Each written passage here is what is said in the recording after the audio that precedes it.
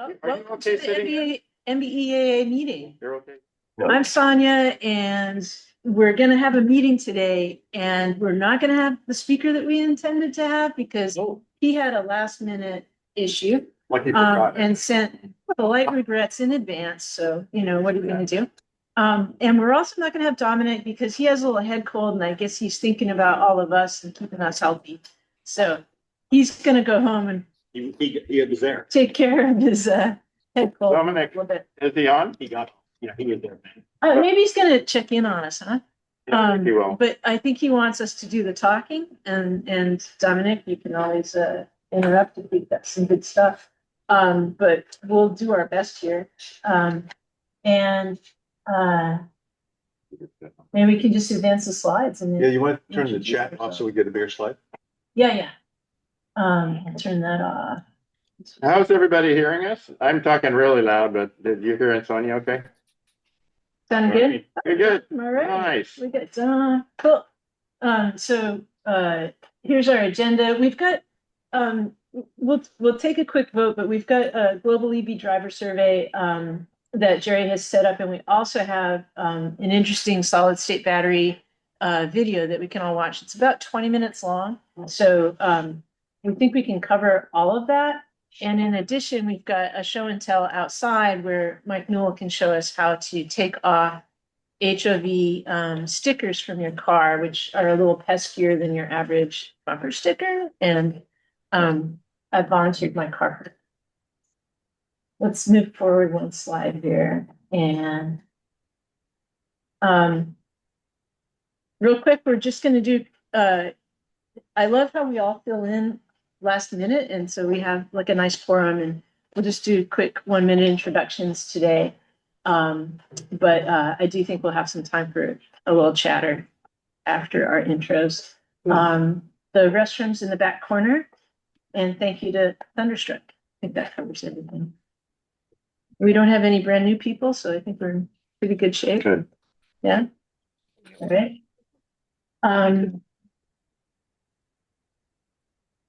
So our topic today is who are you and where are you going to volunteer for in 2026? There might be a little bit of a hint behind this question. I love this as a very generalized question because I think, you know, we're all active in our communities. So let's just start in the room right here. Well, I'm Jacob, and I work here. As far as volunteering, I'm probably going to help my robotics teacher with got a parade float that is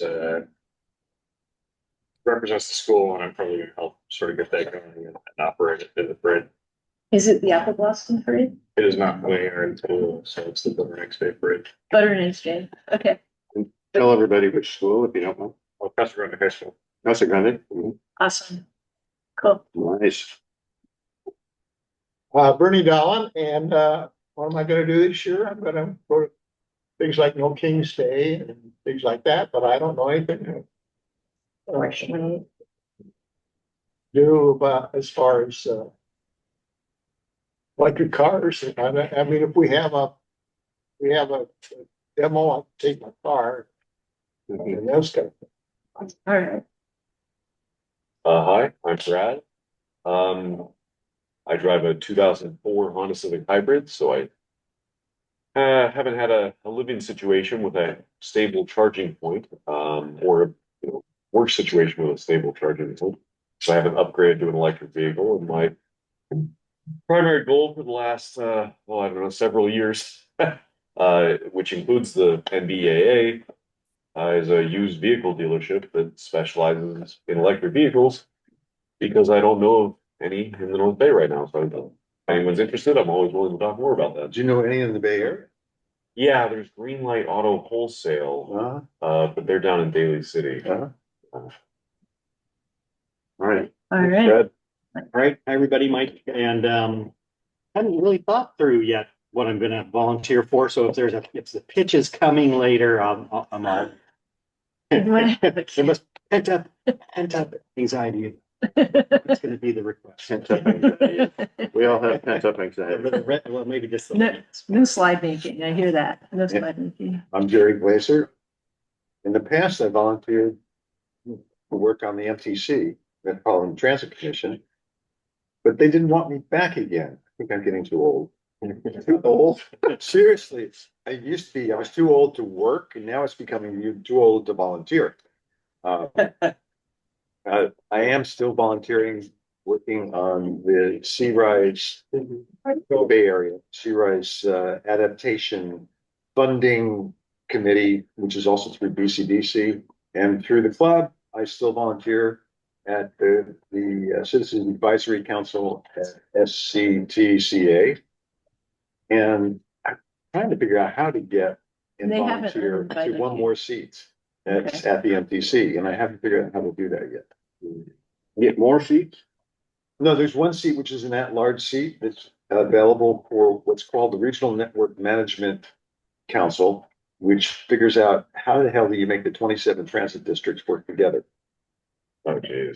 Got it. John? My name is John, and you may know that the past year I've been kind of in a vice president pro tem, I guess, or whatever. And Dominic and I have done that, and I think Dominic, you and I are going to continue. I'm going to continue and be the vice president and move into president in another year. Oh, you're putting off another year. Well, we're working. Yeah, Dominic decided to offer himself as president another year. All right. So I'm sticking your neck out if you're still there. He's hiding. You're smiling. You're smiling. If I recall, that's not a divergence from last year's plan. He cut He- that deal. Yeah, he A year ago. he cut that deal partly for my benefit, I think. Yeah. All right. So anyway, I think it's it does feel good to volunteer at a time like this, and just to have something to do. And I love this place. I figure I'll still be working here, so it'll be easy to help out. Anyway, move on. Yeah, John, I think it's been really good having you as a VP. I think the two of us have done a great job kind of doing both things. Can you cover this? Can you cover that? So that was part of that. Yeah, good. So I think that's going real well. I agree, Dominic. Mhm. And it really helps to have the whole team, including Sonia and Jerry and Cecilia, and it used to be just a one-person deal, and that burned out a few people in the past. I don't know how Ellen did. Mike on donuts. So Mike will keep you involved with the donuts. If you want to do anything else, like if you want to be vice VP, you can always try. But we definitely need someone next year to take the VP role. Yeah, that's right. I'm Jack, and I drive just the last of the both EUVs, which I'm very happy with, by the way. EUV, EUV, yeah. EV or EUV? Sorry. EUV. Whatever it is. Oh, okay. EUV. It is EV. Is it the long one or The long one. Yeah, that's okay. Yeah, okay. Volunteer, I do a lot of volunteer stuff, the ham radio, I help run a wireless network in the West County, this nonprofit. Wow. And I've joined the church, and I'm starting to get actually involved in politics, along with my wife. We're doing some marching and things like that. Good for you. And thanks for your ham radio work. I think that I've heard a couple other people that I know have done that work, and it's kind of like in the background for our benefit. If all the towers go down, we need to communicate, Well, right? we keep a lot of people riding on bike rides, picking them up and taking them to the next stop and helping them fix their bicycles if they want to finish it. I want to help them finish too. Oh, that's nice. We got the Terrible 2 coming up, but then you want to try for that. 200 miles and 16,000 feet of elevation gain. Oh, wow. That's terrible. Well, that's tough. So I see you guys help communicate with the races, is what you're saying. Yeah, we're usually out in cars because you get in North County and there's no cell phone No cell phone. service. Oh. But you want a network of everybody talking because you've got an accident here and maybe you have a car over there and you have people talking back and forth. So cell phones don't really work anyway because they're individual conversations. Yeah, I think good. Wow. So it's fun. Neat. I'm Stan Mander. I teach robotics at Casa Grande High School. I drive a 2020 Volt with 105,000 miles on it. All right. On the second, it's not second gen, but it's the replacement battery from GM. The second set of motor or wheel position sensors. One went bad electronically and one had metal in it, so it was still working. So yeah, I was just very curious to see how the thing was going to last. I was told it's designed for a 36-month lease. That's what the car was designed for. Wow. Yeah. So we're over 100,000 miles. We're doing more than 200 miles on the charge for it. In terms of volunteering, it's mainly e-bikes Okay. for me. I was new to e-bikes. I had a student in my class who kept coming with this e-bike, and I'm like, "Hey man, can I charge this thing in your room?" I'm like, I guess. You know, can you wipe the mud off the floor? Do you mind? And then one thing led to the other, and now together with the student, we built three cool. e-bikes from the ground up. Because I'm too lazy to be uncomfortable. Yeah. So I want an e-bike that fits me, my range, my body style. Yeah, I'm all up in e-bikes. I just think it's the combination of e-bikes and a train, unless it's raining, means you don't have to use a car. Yeah. Which is ironic because I have four. Yeah. So I hope you're reinforced with the students the difference between an e-bike and a scooter or an electric motorcycle, because I see kids on what look like bikes doing 30 miles an hour And not pedal. yeah, and no pedals. Doesn't happen we here. pedal, and that's how we've gone to San Francisco like 6 times. Yeah. From Wow. different parts of the county. But we pedal, turn it way down and pedal to get the range way up. But yeah, no, it's not a scooter. These are bicycles. Do you know of an e-bike repair place in Sonoma County? This is why. There are, yes, my shop. Also, there's a couple of them. There's one downtown across the street from the theater. If you have a specific issue, we could have a quick conversation about it. We have a lot of capacity. I'm not sure how much time I have, but I mean, we have the ability to, we build batteries and repair a variety of different things. A couple of kids came and they cut off the sensors thinking that it was going to be a good idea. So then we had to splice up the whole wire harness and get that repaired for their parent. Teachable moment. Yeah, no, you're not going to cut off the sensors. It's not going to improve anything. I may bring a bike to one of the other of you, because I worked for a month with a friend down in Palo Alto to convert his bike to an e-bike from his kit in Italy. And no matter what he does, one thing or another goes wrong with it, and he's been trying to debug it ever since. Well, it's Italian. Yeah. But I was only supposed to go $500, but $2,000 later. Oh, all spikes are Let's move 2,000. on to David. Did we get David? Yeah, David Harry. All right, Yes, okay. awesome. Did you do a program for us a couple years ago? Because Casa Grande Robotics, I thought we had. I don't remember. Info. No. Well, we had we were associated with the Switch car, but Okay, that was in auto. That was about that's what I'm thinking that you might be referring okay, to. okay. Let's- And The you problem- tracking your students or any of them ending up running shops on? Well, there's one of them in close proximity to this company. Okay, That would be that one. Yeah, yeah. And the biggest problem with the Switch car with respect to our facilities, it won't fit through the door. So we already had the district remove the pole so we could open both the doors, because that's what they do in the music department when they come out with the big giant drums. So, and that was over $1,000 just so we could get larger things through the door. yeah. So that was the main thing that they said, something, a golf cart. So we're working with electric golf carts. Thunderstruck built us a system, and that will fit through the door. Right. So we can't work on anything that physically won't fit through the door, because it becomes a little bit difficult. Well, Okay, so we unfortunately, But Dave, So could Dave, you- do intros? that's what I'm doing. no, No, okay, good. Well, I was gonna say, we have 3 EVs, and the question was volunteer stuff. Well, Okay. Gary knows that I You get in. volunteer on Transportation Land Use Coalition. And I've Okay. had occasion to think about my history with this stuff, which all started in 2004, when the JC was proposing to build a parking structure on Mendocino Avenue. I said the logical thing is a bicycle pedestrian overcrossing over 101, because when do they need parking? 8 to noon, Monday through Thursday, Yeah. and the Macy's parking lot is sitting there empty. Yeah. And instead, they spent $38 million to add 600 parking places, $65,000 a parking space. Wow.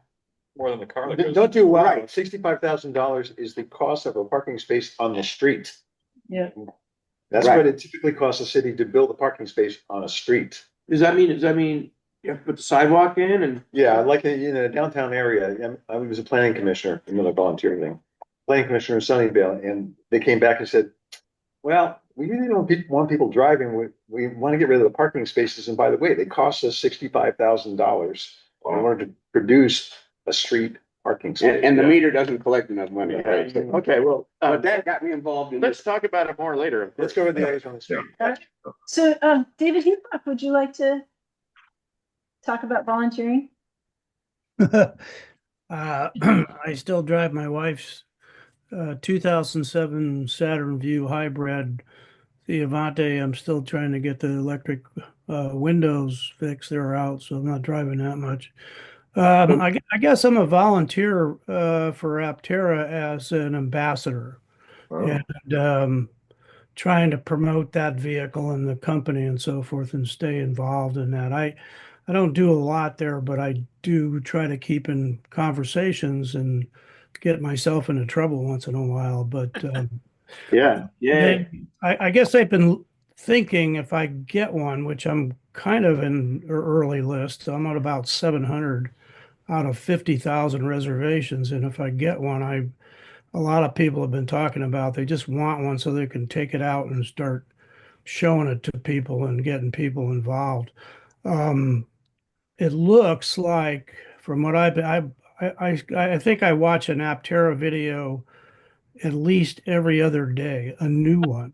I mean, it's amazing what's out there, and it does look like they're gonna be selling some vehicles this year, with my fingers crossed, before the end of the year to customers. And that, yeah, Russ is, I think Russ and I have talked, and there's a lot of talk about stock prices, and from my experience with Archimoto, I promoted that vehicle for a while, and they're out of business. But there was good money to be made if you knew what you were doing. But I think Aptera is even a better. It's a way better vehicle. I mean, it's an earth-shaking, shattering. It's no more charging. Possibly for me, I would never need to charge again, and I wouldn't use any gas or electric, I think. So I'm really looking forward, and I will really then I'll be a great volunteer. I'd like to go to some of the other chapters and drive it around, show it to them, tell them. yeah, well, you can make a presentation for us and we'd be the first. Yeah, Yeah, once you. I did a thing with Archimoto, and I did a thing with my early interest in EVs and so forth, and I've been wanting to do that. I probably should do that because it's quite interesting. They have 10 vehicles right now in the production line that they're really scrutinizing each thing, each station, and trying to optimize its flow. And I mean, it's amazing what they're doing. So it looks like they'll have 10 test vehicles. I don't know, Russ can comment on this, but it looks to me like they're saying within the next month to 2 months, I'm estimating that they would have these 10 vehicles that they are production, basically vehicles, and they will be doing tests like crash tests, airbag tests, range testing, and a bunch of other things. And once they get past that, then they do have what appears enough money to build 50 vehicles. So, 50. well, yeah, I mean, that's a start. And my question from the stock valuation thing, again, as a volunteer, I put that question out to Discord and the ambassador group and said, the catch here with a lot of industries, Tesla included, Rivian still isn't making a profit, is how are they going to raise the money, which is going to have to be probably at least Russ can comment. I think some people said at least they need another $100 million just to get into more than just, small production things. So I don't know where that's going to come from, but they do. If you add all the stuff up now, they probably have $100 million sitting there that they can get these 50 vehicles out the door. But I think if the word gets out, people are going to be wanting to get invested in, and I think some big time. Rivian is, I don't know, they had Ford supporting them. I think they backed out, and then they have Amazon that's dumping billions of dollars into that company, but they're still not making a profit. So Yeah. I don't know. Well, let's talk about it a little more later. Like, Yeah. Russ is interested. We're all interested, but hopefully we'll have some time. So I saw the financial And news Russ- yesterday and Rivian. Russ, we can move right on to you. You can take it over. I'm Russ Wigglesworth. I have a 2015 Kia Soul in my driveway that I only charge once a week at most, that does 90 miles. So I'm perfectly content with that because that's all I do. I don't go anywhere. I don't turn over a 200-mile range. So, but I'm waiting for an Aptera to come my way because it's next generation. It's a new car. So Yeah. and I don't have any volunteer plans at this point. Mhm. Maybe I'll go to Casa and help there. There you go. As well. My Casa Grande, sure. Eileen, welcome. Me, Casa. The question was, what kind of volunteering would you be doing in 2026? Yeah, I don't know about volunteering, but I mean, somebody mentioned the No King's March. I certainly will be at that one again, and I do various rallies and marches as they go along.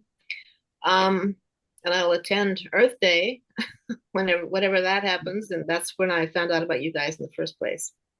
But Yeah. I own a 2002 Nissan Sentra, and I just filled it with gas yesterday, and I realized the last time I had done that was in December. So anyway, but still, someday I'd like an electric car. And in the meantime, do you think that you're doing more public transit or walking or? Well, either walk or car. Yeah. Mhm. All right. Nice. Thank you. Cecilia, do you want to take a turn? Hi, I'm Cecilia. My current EV, I have over 123,000 miles on it, so it's out of warranty. Yeah. As Wow. far as volunteering, I do want to do more community organizing and tech support, and as well as volunteering for some open source software projects. That makes you a tech angel. Yeah. You're also the backbone of our whole website and YouTube and everything. So. Yeah. Dominic, I think you're the final person unless I missed someone. Okay, good. So let's see. Thanks for I put the question out there on volunteerism.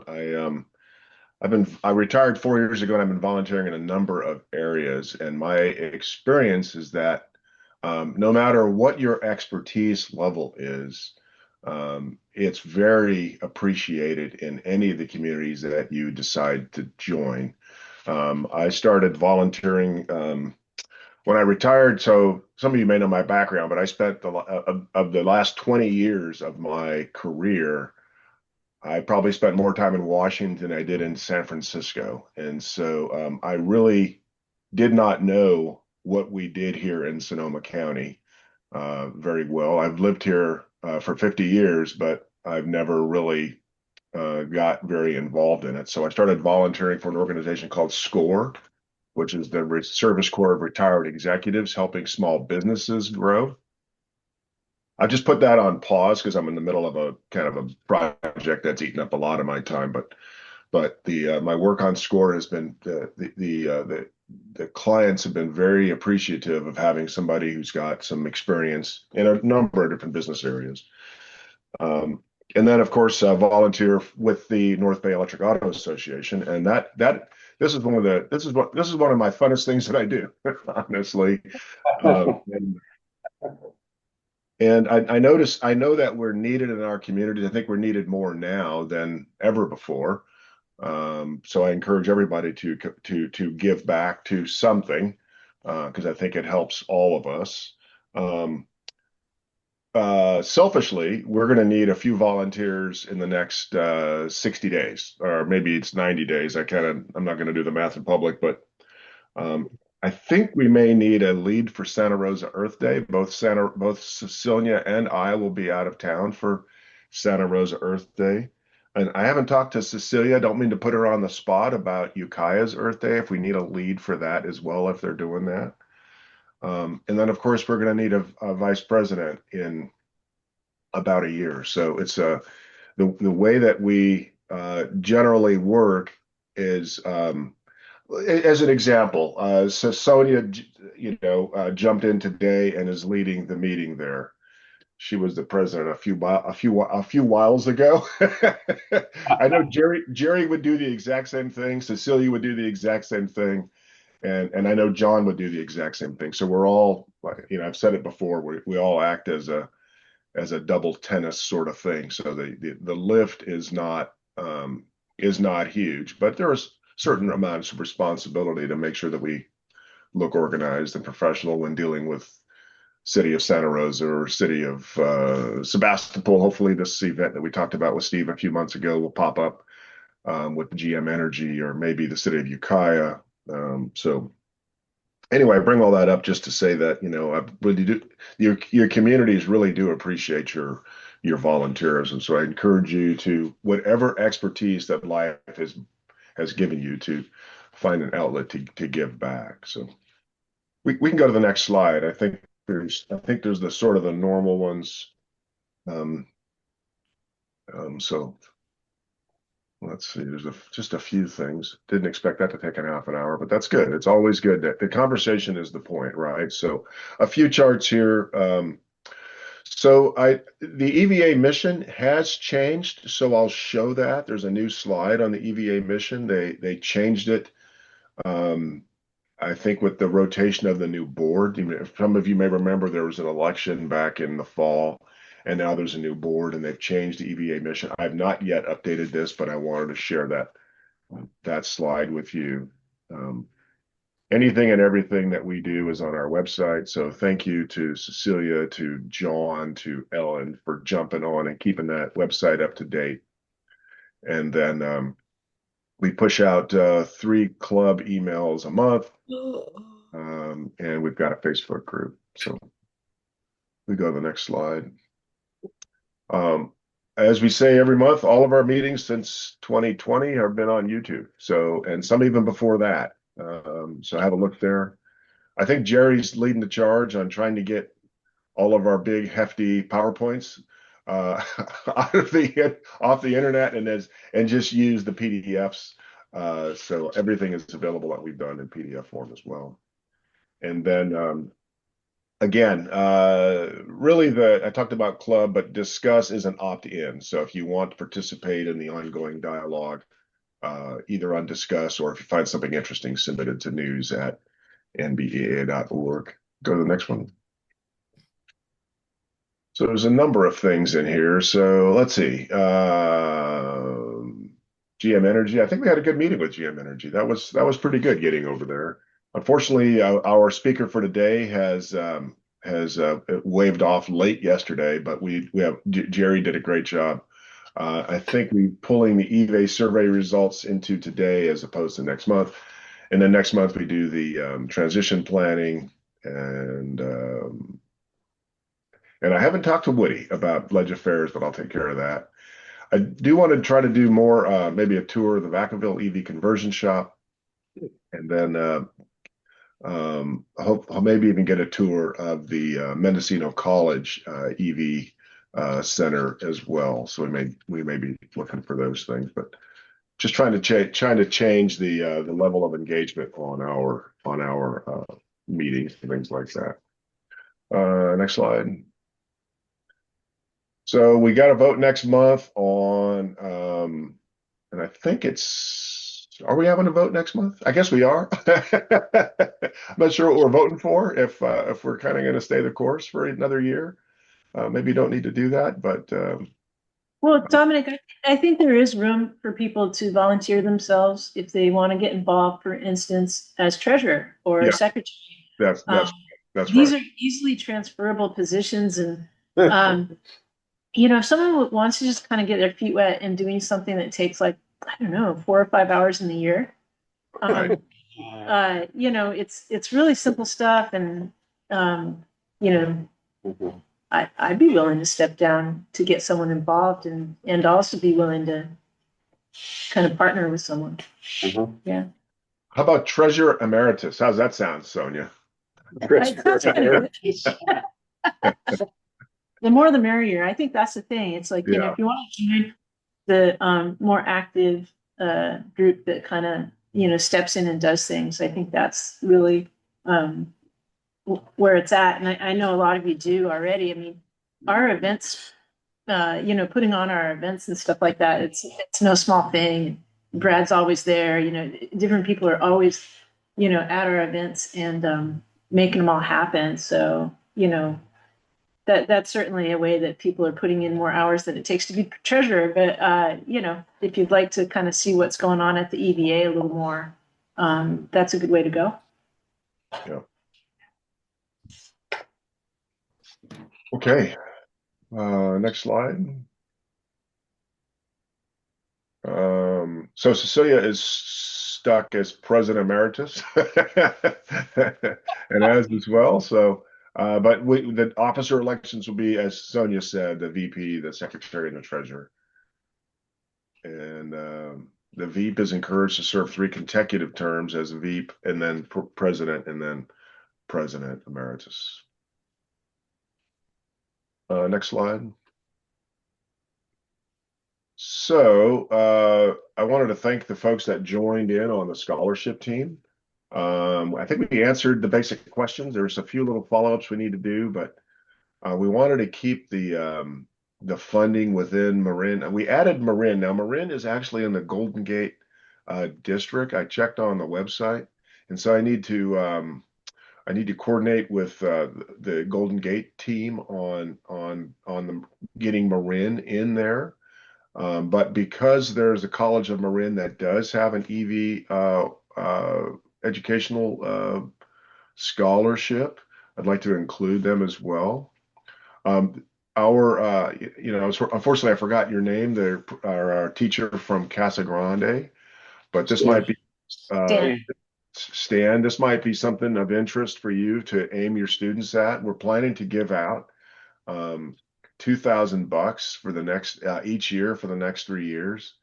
And I think the last little tweak we need to do is it $1,000 or $2,000 or $500 for each of College, Marin, SRJC, and Mendo? We don't know the answer to that. That's probably one more tweak we need to do, but love your input on that. Our plan is that individuals will express an interest in an EV career, whether it's a vocational or BSEE or BSME or computer science or anything in that, but where they get that bachelor's or even vocational, where their goal is to get into the EV market space. Not real picky, I don't think, whether their focus is on the technology, which is where some of our focus is, some of our personal focuses, or on the climate components of it. But really just what we want to talk to folks that have interest in getting in the electric vehicle space. And that's why we'll be asking for a scholarship, a 1-page scholarship, so they can talk to their goals about it. We're not looking for rocket sciences here. We're looking for a baseline of GPA of 3.0. And we're really aiming at a needs-based scholarship. So folks that are students that have no greater than 400% of Sonoma County probably, and I forget what that combined parental income is, but it's not a small number. It's actually a pretty high number. Yeah, So it's a pretty high number. it's a pretty high number. And our plan is I think we've got $7,000 or $8,000 in total funds. We want to put them to use. This is all part of the pay it forward strategy. So we've set aside 6,000 of whatever number Sonia's going to correct me with when she does. We set aside 6,000 of those funds and spread that over 3 years. So we don't want to do a one and done. We kind of want to have a process. And honestly, my family's been managing a durable scholarship for 40 years, and we kick dollars into it to keep it going. So we could do that as well. That's so it is durable. Certainly, if we get good feedback from students, we'll do it like that. But in any case, I think we selected to use the bold.org tool to implement this, and we probably need to get this in play, in the next couple of weeks so we get it out to the various colleges and schools and get it kind of advertised a bit. Any questions on? Yeah, go ahead, Sonia. I was just going to add that I did a little research about bold.org, and I don't know if you're familiar with it, Stan, but there's a lot of different scholarships that are hosted on it. It's a nonprofit organization that basically provides all the infrastructure around delivering a scholarship. So students can apply to multiple scholarships on the site. They can quickly filter to see what they might qualify for. And so we can tag ours as, electrical related, etc. Put a few different tags on it, make it easily discoverable, possibly. They offer an opportunity for us to collect money, and it's a 501c3 situation, so you can get, a deduction on your donation. And then, all we have to do is kind of move the money from our EVA account over to the bold.org organization, and they provide as much service as we want. So in this case, we might choose to review the scholarship details, and have a committee that looks at the details, and we might review that ourselves, but bold.org even does that if you'd rather have it be very plug and play. I was curious if anyone had heard about them before, because they do have quite a few scholarships, but they're relatively new. But the technology looks good in terms of making it easy for us. Were you able to find any other scholarships on that platform for electric vehicles? Great question. Yeah, so the EVA has a presence on it, and they invited us to consider it. And the EVA has underneath their own EVA kind of presence, there's a Wisconsin EVA scholarship. And so I was able to read through the Wisconsin EVA scholarship and see how they set it up. And, it's pretty simply set up. It's just like anyone wants to study, in the electric vehicle kind of ecosystem, I would say, and is going to go to school in Wisconsin. But, they made it pretty simple. It doesn't have to be tied to a specific university. We wanted to kind of tie ours regionally a bit, but, we could talk about, if someone's going to go to Sonoma State, for instance, and study electrical engineering, that sort of thing. We can make it broad. Well, I would imagine that they're probably a little bit more desperate is the right word, but there's probably a larger need for people in this space in Wisconsin, based on I've been there quite a lot, and they're not exactly the most EV forward state that there is. Yeah. So I would imagine their sort of breadth of their brand is probably because here I'm sure there are plenty of people in this area that it might be more could be interested in it. There, please just do something EV related. Yeah. Well, maybe what you're pointing to is that we don't have to be quite as broad in general. Right. But in Wisconsin, they might have to be broader. Yeah. Well, I would kind of I don't know if it's true, but I would guess there's probably one chapter for Wisconsin. There is. There is. Yeah. Yeah, that's Yeah. right. They all Yeah. have to be a meeting or something. Yeah, you're not competing with a county next door where there's another EV organization like we do, right? It's Wisconsin. So, but their president, I reached out to their president, and he's willing to help us get this going if we need any kind of assistance. But he was very, very, very helpful. Were there more questions? Oh, Brad has a yeah. question. I'm curious. Does anyone know if the three schools there, the College of Marin, the SRJC, and the Mendocino College, do they all have electric vehicle repair programs or training programs? Yeah. Oh, okay. Cool. Do they all use the same like curriculum? I think it's all We're different. going on a field trip for the college. Yeah. Yeah. Yeah. Be worth it. Each of them has a little variation. I know College of Marin works with Marin Transit for their program.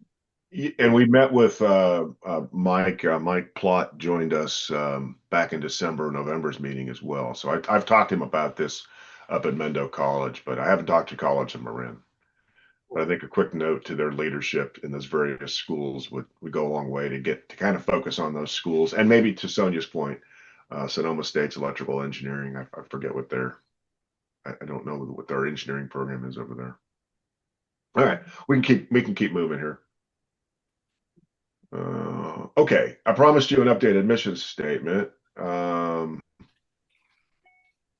So I think the difference is to accelerate the adoption of electric vehicles. The mission of the EVA is to accelerate the adoption of electric vehicles by empowering our nationwide member-driven network of local chapters to educate communities, share real-world experiences, and inform decision-making. I don't have the other one to compare it to, but I think they want to get us at the local level to do more local outreach and support their national initiatives. I clicked yes on something on their Facebook page yesterday, and now I'm getting more Facebook things from them. I don't spend a lot of time on Facebook except for Marketplace. It's pretty good to sell stuff.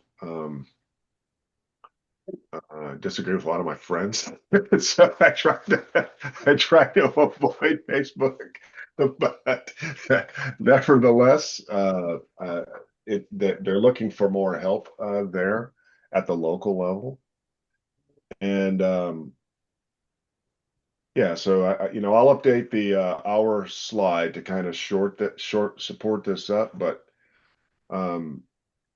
they want to support current and future EV drivers by providing clear, practical information that bridges real-world experiences, policy, and community needs. And for those who took a look at the presentation that we gave at DEAM in Sonoma Clean Power about 18 months ago, that was really focused on getting that done, being out in the community and talking about the benefits of real-world experience. And and then of course, whenever we go plug in public, some of us do, some of us don't. We tend to reach out to folks and trying to find out what their real charging experience is. And I think Jerry's going to talk about that later. So that's all I got on that one. Dominic, when you mentioned Facebook for the EVA, do you know if the NBEAA Facebook group kind of connects with the Electric Vehicle Association Facebook presence? I'm going to ask our Mendo County representative to talk to that. Cecilia? We have a Facebook group, and I'm not sure what the EVA does. They probably have a page. So the interaction is going to be different there. I'm not on Facebook anymore, so I don't know what's going on currently. Do we know who the moderators or admin for the NBEAA Facebook group is now? Yes. I don't. It's whatever Ellen's doing. Okay, so it's Yeah. Ellen, she tries to post every month for the group, and she says there's almost no activity, so. I'm looking at it right now, there's 33 members. Yeah. It's smaller than the Google group email list. Yeah, are you on Facebook, Brian? Yeah, I posted something to the group about the county of Sonoma had like an EV Yeah. It's a good post. survey. Yeah, I don't know if you saw that. They had the county has an EV survey that I shared. Yeah, it was a good post. The next one that came from the National was about share your EV love story. So this is kind of a today thing, and if you look, there's lots of posts on what the EV means to you and your family. So if you want to jump on that today, I think they're trying to build awareness on the whole EV storyline. There's a lot of folks that, as we know, once you buy an electric vehicle, you tend to not want to switch back. So that's what they're asking for is posting today for the EV love story. See that when we get to the survey. Yeah, perfect. Go to the next one.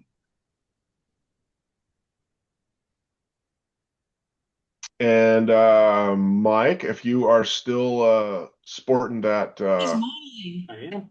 awesome. If you could stand up and model with that, that'd be great. Don't buy the It's a inexpensive one. Don't buy the expensive one. No, the inexpensive, there's two kind of, so I'll just say, so I prefer something with a zipper in the front. There's only two choices. They're actually not that much different in price. I can't remember, $10 different or something. And even, so I'm wearing the expensive one, which is kind of like a neoprene, I don't know what it's really called, not a nylon type thing, but the other one that's $10 cheaper is like super thin. So anyway, if you come in a Thunderstruck, bring your heavier swag. Yeah. Yeah. I will be doing another run of the NBEAA hats. We've been because we've given them to all of our guest speakers. We're down to only larges, so I think we need to buy another round of those, and then He's only invite big-headed speakers. That's right. That's right. Yeah, lots of speakers. That might Hey, be can you give us interesting. Yeah, those are physically large heads, not arrogance, right? And the quick treasury update is that we actually didn't spend any money last year other than our Earth Day booth. That was it. So when you see that we had bought t-shirts and we had bought hats, that was all in 2024. So it's time for Don to do a little spending. We must have spent money on. Little re-up. Yeah. We no longer are charged for Zoom. Is that right? Well, for 2 years straight, they haven't bothered to charge us for Zoom.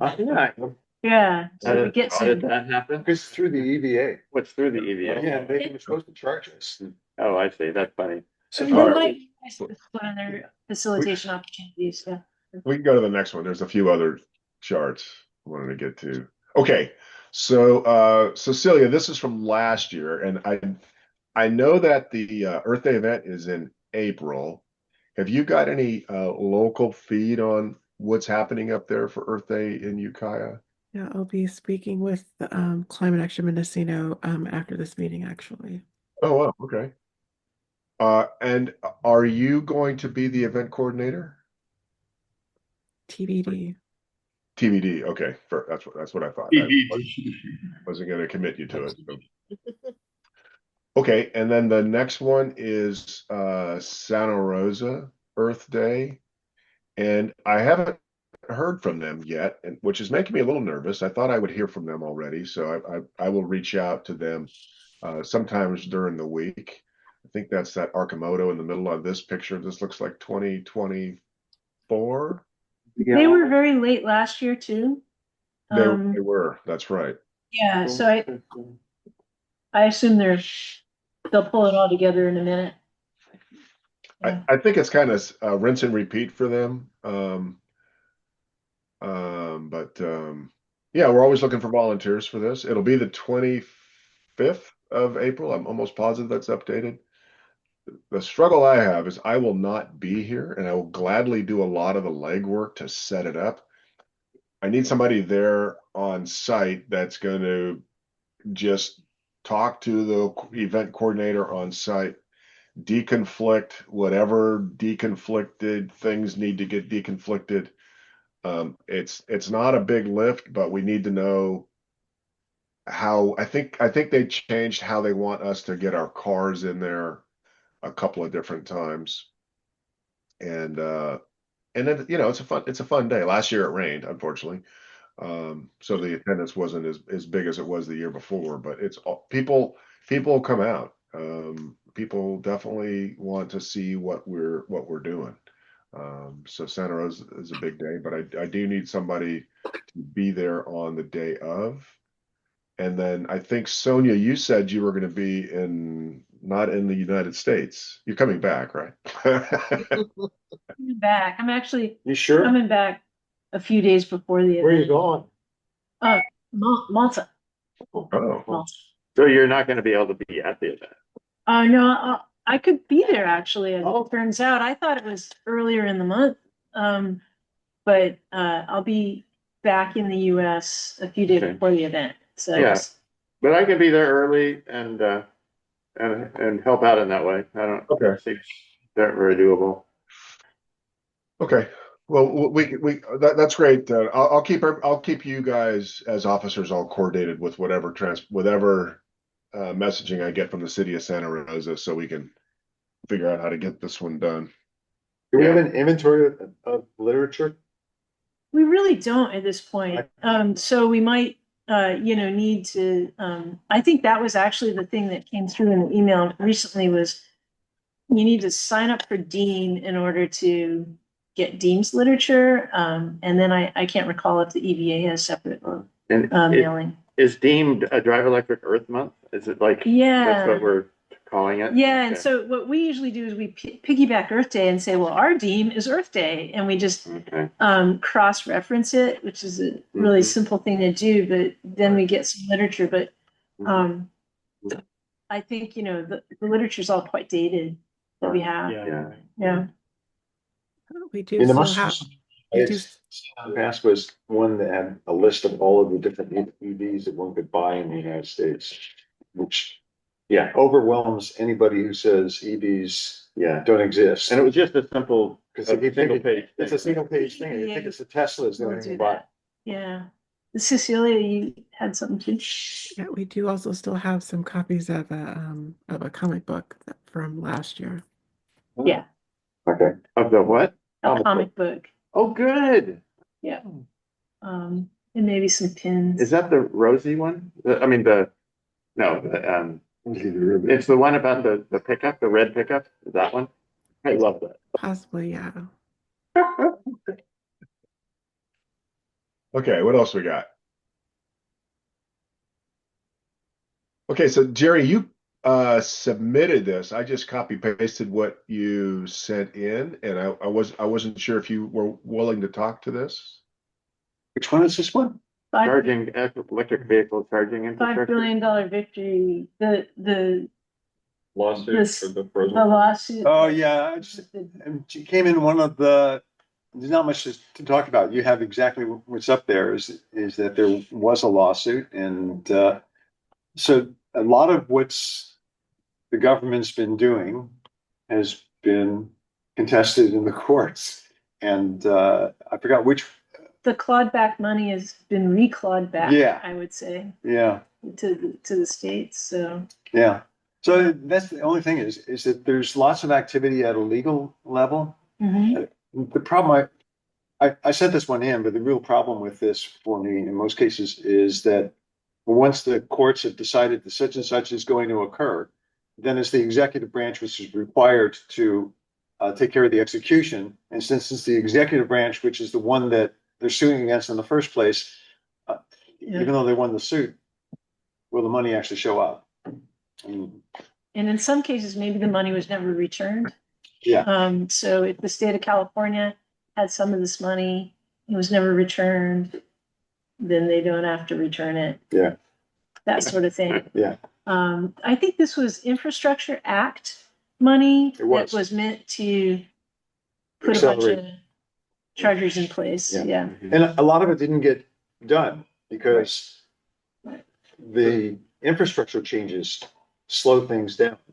Does anyone know if it was or is specifically to only build new chargers, or is it to maintain the existing fleet of I think this was all new. decaying chargers? All new construction is Yeah. my understanding, so yeah.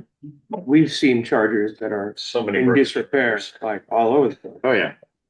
Even level 2 chargers, like so many broken level 2 chargers. that Yeah, can- Yeah, it's a huge issue that needs to be addressed. Have you ever tried to report a broken charger? Has anyone tried to report a broken charger to the manufacturer? I have done it. Oh, yes. They ChargePoint especially, I yeah, I mean, I still do it occasionally, but I reported chargers.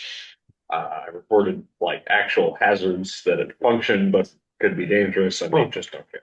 Well, I mean, you may feel like they don't care, but I think They it's don't do it. incredibly important that we do it and that, Keep reporting. I mean, I have actually reported a dangerous situation with chargers, and had them actually do something about it. Yeah, I mean, one So, time I called them to Electrify America to tell them that they had cabinets like hanging open with exposed copper inside and stuff. Was that the downtown, Santa Rosa? That was in Ukiah. Oh, And okay. they fixed it the next day. Yeah, Oh, right. but that's killed somebody. Exactly. The Right. charger in the Petal of a Target parking lot has a melted contact and it still turns on, and they haven't. That melted my charge port on my adapter, and they haven't fixed it. It's been almost 2 years since I reported it the first time. It's a huge problem that, I mean, the thing I see is that there's no responsibility trail. So if some of these manufacturers of chargers, they sell the rights to maybe a municipality, for instance, and the municipality becomes responsible for maintenance.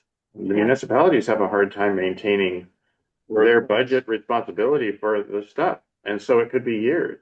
You know, there's multiple chargers out up at the, I guess is it the Rainbow Bridge up in Reading? That it's a great place to charge for long distance travelers. And they've had chargers out for years because they can't manage to get the funds from the local municipality into the repair. And so that's not funds that would come from the electric vehicle charging infrastructure no, act? That's all new construction. It's federal money that's supposed to expand the, kind of level 3, I guess you'd call it. Level 3, the 440. Yeah. So 440s. So they wanted to put money into, more of a supercharger network, and each state was allowed to like kind of submit a proposal and say how they would do that, but it was all meant for new construction. So each state was doing kind of slightly different siting and stuff like that. Well, Anyway, I can't say much about the slide. I mean, I just saw that news article and I'm going, okay, fine, some of this is getting protected. Yeah. I was gonna say, if anyone else beside you, Jacob mentioned the damage to an electric vehicle from the charger.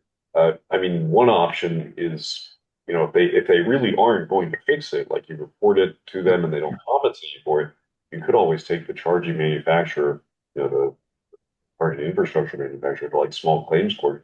I mean, we're heading upon how much damage was done. In this case, we're talking about a $40 adapter. Oh, okay. Yeah. We can go on. Yeah. Okay.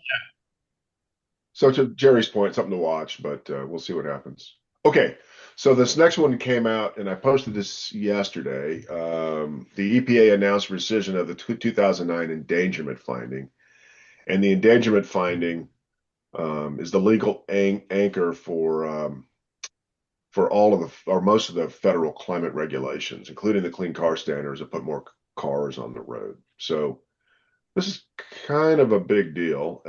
In my note yesterday, I commented that I grew up in Pasadena, and so I took a picture of Pasadena that I was in. This is probably 3 years ago, and that's fog in the distance. This was taken in the morning out of my hotel room, probably 3 years ago. When I grew up in Altadena and Pasadena, that mountain range to the right We used to play kickball at St. Elizabeth School, and there were days that the smog was so bad that you could not see the mountains from 3 miles away. Wow. It was horrible. So now when I go to Pasadena and Altadena, I take pictures of the sky because these EPA regulations over 50 years have produced blue skies in there. And it's a big freaking deal. It's a big deal. Yeah, it's true in Silicon Valley too. I brought a girlfriend back in 1970 and drove to the top of Black Mountain and looked down at the valley. And That's you couldn't right. see the valley because it was all red. And that was here, which was not as bad as the LA Basin. I saw a financial analysis of this yesterday, and they said we're not sure this is going to change much because most manufacturers Or they don't want to make. they don't want to make the changes Because- back to where they were before because they've already made the changes, and they know these things will go back and forth. And Correct. so they said we've made the investment, we're going to leave it the way it is. Yeah. Good. Right. Right. Yeah. And the manufacturers are in a global environment knowing full well that the world is moving in this direction. So all of that is spot on. And we do need to be careful that we don't conflate the climate change and clean air. Those are very different sets of issues. One causes global warming, the other causes potentially lung cancer, and which is what I grew up with knowing everything about. Nevertheless, the call to action is each of us can write letters to our representatives and push back, and we can inform ourselves so we can inform people that we know about the science, and if you go back. Maybe I've mentioned this before, but if you go back 150 years, Arrhenius, the guy who created the PV equals nRT equation, he's the one that figured this out in 1896 for the very first time and went, holy crap, carbon not so good in the air. It creates this greenhouse gas problem. So this is no news, no new news. ExxonMobil knew about it. I think if you remember, Trump's chief of staff in the 2017 campaign was the former head of ExxonMobil, and Rex Tillerson knew all about this because his groups had done research on it. So I think our goal is to when we talk to folks, you don't need to be arrogant about it, but we do need to keep focused on the facts. We need to keep focused on the fact of the global race for electrification, and we need to keep focused on the facts on the health. So anyway, do take action here. It's a big deal. And the lawyers just sort it out like Jerry is going to say, I think, but we need to keep pressure on our congressional reps to make sure that the lawyers stay engaged, Adam Schiff and Alex Padilla and Jared Huffman, who are all, on board, of course, but another voice will always help. Did anyone see that study that was published the other day saying, or maybe a week or two ago, that found that EVs have already meaningfully impacted the air quality of in the US? I didn't see that. I was thinking about it. Recently, there was like a hot day and we had kind of an inversion layer and we had a little smog, and I thought that could have been worse, because we do have such a large, percentage of EVs. It was in worse Sonoma because I was County. flying the plane that day. Oh, are you? It's a spare the air day, Jerry. You shouldn't fly on. It's great. Yeah, I mean, this is, the local issue that is, London fog was caused by the coal. The Pittsburgh day that led to the Clean Air Act, where the air stopped moving in Pittsburgh for 5 days in 1949. That led to the Clean Air Act. So anyway, pay attention, get involved, and write a letter. So we go to the next slide. A lot of traffic on solid state batteries, and I don't want to get into it right now, but Donut Labs made a big announcement that says they have cracked the code on solid state batteries. It's, they're lighter, faster, cheaper than anything else in the world. And so I put the video links there if you guys want to click on them. The first link is from the CEO of Donut Labs. The second one, which is the Electric Viking, if anybody ever watches him, He's pretty good. I think he's an Aussie or maybe a Kiwi. I forget which one, but um, a lot of folks say that it's just a bunch of hooey. And then I think Electric Girl did one on uncovering the details that said, 30 minutes. what's that? You got a 30-minute Yeah. review, right? Yeah, maybe it's not BS. Maybe there's actually something there. It's not really a battery. It's a sort of an amorphous supercapacitor is really what's behind it. So anyway, all of this will be figured out whether it's true or BS in 2026 because they made a bunch of claims about being in production. That was my question. Okay, whether it's true or not, um, let me see one. I got an email from a friend in Sweden, and there's supposed to be an international EV platform that they're rolling out, and it's supposed to be interchangeable for all the brands. It's supposed to be this way that an electric car company can get off the ground because it's an all-in-one. It kind of looks like a giant a solid state hard drive, but it's about the size of a mattress, and it's supposed to be seriously reduce the pipeline time between concept and actual product, because you could have a car and then you don't have to sit there and figure out all the details. It's very interesting. But he said the same thing you did. Is it real, or is it just a fancy piece of technology concept? So that was an interesting. The hardest part to believe about it was the one statement that the president made, that the question was, well, what voltage? And he said, well, any voltage. No, stop. Well, wait a second, it is chemistry. How can you have any voltage? No. Well, I mean, maybe. I don't think this is real, but maybe he doesn't quite understand batteries. Maybe he's just a salesman, NBEAA. and he's like, oh, well, we make 24-volt batteries, and we make 48, and we make 300. And he's not understanding that they're putting cells in series. He thinks, oh, it's a battery's any voltage, right? No. Yeah. Correct. Also, just a little clue. It seems like they may be a sodium type battery. I mean, they have some of the features of both capacitor and battery, and those have a very wide voltage range. Yeah. So Yeah. anyway, we have so much yet to hear, Dominic. So, Absolutely. And I put these links up there because I watched all three and thought, who knows? Yeah. I guess we'll find out in 2026. But is this the year for it? Because Quantum State, I think Jerry sent this one out as well. These guys seem to back up their claims. They know what the issues are, and they're actually working on all of them, and they're trying to build a true battery. It's not QuantumScape's not 100% solid state. No, that's right. They have liquid in it. There's a liquid anode, I think, but No, liquid, not a gel, or is it? there's liquid or gel, whatever between they'll cover it in the video. Yeah. Take a look at it. It's the interesting stuff.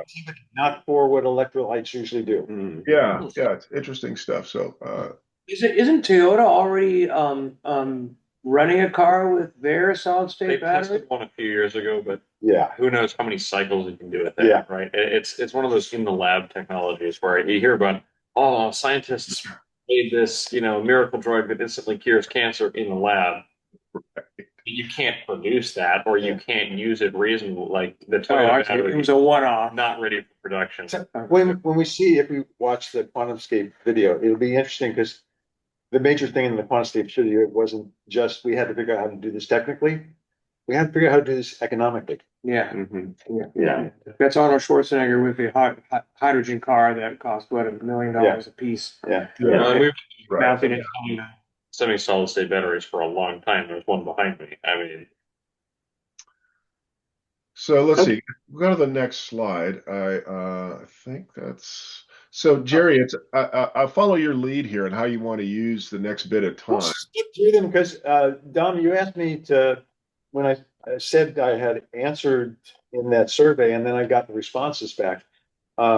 And you asked me, okay, why don't you do a couple slides on that? Well, it turned out when I went back to the material, there were tons of slides. And what I did was this. I snapshotted the United States versus global.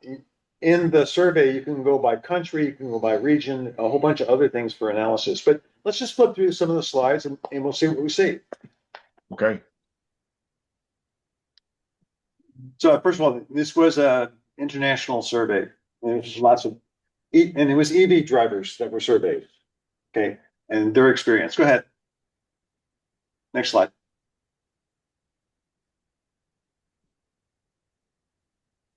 Okay, so then they have each one of the categories and the questions that were asked. The greatest barrier. And unfortunately, the print You can't on read it. everything Yeah, was I'm gonna really read small. it for everyone. Yeah, please. So the I could- first. Go ahead. Go ahead. Yeah, the first are myths about EVs, so that was the largest one. The purchase price was the second bar. Charging opportunities along the road was third bar. Charging opportunities at home, then charging price, availability, and other. What was the top one again? The top one was myths. The greatest barrier is the myth of it, and Myth. the second greatest barrier is the purchase price. Yeah. That seems accurate. Yeah. Yeah, in Yeah. other words, things people hear that aren't true. That Oh, You're better around the last. I was 5 sitting, years. It's yeah, I was sitting fine. having dinner at Portico in Sebastopol, and the guy next to me just came back from Europe, and he drives a plug-in hybrid, and he said, "Yeah, electric vehicles will never make it because." And he went through a whole list of things. Not one of them was true, including one of the things he said. Well, in Europe, they're all buying diesels. Baloney. I was. Wait. No, I do have a slide on that at the very end as well. that that is gooey. So keep going. Yeah, I guess on that slide, there was two differences between the US and the rest of the world. One was the charging along the road. I think the Yeah. US is so big, we've got a bigger challenge there. Yeah, And I the agree. other was the charging price was, except for California, everybody else has dramatically lower electricity rates than the US. So charging wasn't a factor. Yeah. I have a Coda, which is an electric car from 2012, and it costs as much to drive that thing at PG&E rates as to drive a vehicle that gets 20 miles per gallon. Yeah. That's right. So are we on the second slide, or have we moved way forward here? And We moved way forward. I feel like we've been sliding fast here. Do you experience queues with fast charging? Yeah, I charge at home. Queues, waiting in line. So yeah, globally, I'm seeing that the issue with queues is bigger, and in the US, it's smaller. What else did you guys pull from these? It's like Yeah. What are the different columns there? What are the different Never- columns? rarely, occasionally, Yeah. be Likert. Well, I see, and the two colors are the 2025 and 2024. Yeah. Yeah, exactly. And you'll see that throughout here. I tried to capture what the key was. Thanks, Jerry. Yeah. Wow. So that's interesting because I guess you could say the farthest right one is I haven't used a fast charger. So really occasionally is probably what you'd want to focus on and this is kind of a non-issue really. Yeah. Occasionally ever Yeah. into that. I don't have any. Again, remember, this is EV drivers, Yeah. as opposed to the people who don't have Who EVs, assume it. which, and the Yeah. number one issue for people who don't drive EVs is, well, where am I gonna find a place to charge? Well, I think a big part of it is not just because they're not around. It's because you want to go find a gas station, right? Drive down any street. Oh, There's a sign. There's a gas. It's bright. There's a It's sign. huge, It's got a Yeah. giant, Yeah. brand on a sign. You want to find an EV charger. You need to know which one you want. You need to know who's got them. You need to either go to their app or use PlugShare. You need to know what you're doing. Like, Jacob, in every one of the surveys that I respond to, it says, what's the largest problem with EVs? And it says, the charge stations are hidden. well, and your average Not enough non-technical signage. person also struggles with Yeah. Connectors. Yeah, And stuff like that. Like making it work. Okay, next one. No, I think we did skip over a number of them. Work. Did not work. Okay, wait. Yeah. Go back another one. Oh, yeah. Go back one more. What was A that? hard time convincing friends and family. Friends and to get family. An electric car because of myths. This is the myths one. And what are the keys on the bottom? strongly agree, I don't agree or disagree. Yeah, The fourth one is disagree. The fifth one is strongly disagree, and the very final one is don't know. right. So electric So car most people are drivers agreeing. around the world all say the same thing, is that the people who don't drive electric cars have the wrong information. It's a myth. Okay. Yeah. Yeah. Yeah. All right, let's do the next one. Yeah, the battery goes bad quickly. Yeah, yeah. And it's a cost Well, of actually, fortune to replace. Here's the one which I thought was pretty good. I'm worried that my EV might be a fire hazard. Right. What's the dark green? The dark green is, I strongly disagree. Right. So EV drivers don't worry about their cars blowing up. Bursting into flame. Yeah. Yeah. Unless But you drive the a, people who drive gas cars have no fear whatsoever. Big gas blowing up. I've never seen a barbecue print on the side of the freeway on a very, very hot day. You're like, oh, look, there's a rectangle of extremely melted asphalt. Wonder what happened there. Did you say a barbecue? Barbecue, yeah. I have seen gasoline powered cars burning on the side of the road. There was Yeah, one just, yeah. You've got one vehicle with a somewhat protected plastic tank full of extremely flammable liquid, and you've got another vehicle with a metal box Yeah. around things that aren't designed to be burned. Yeah.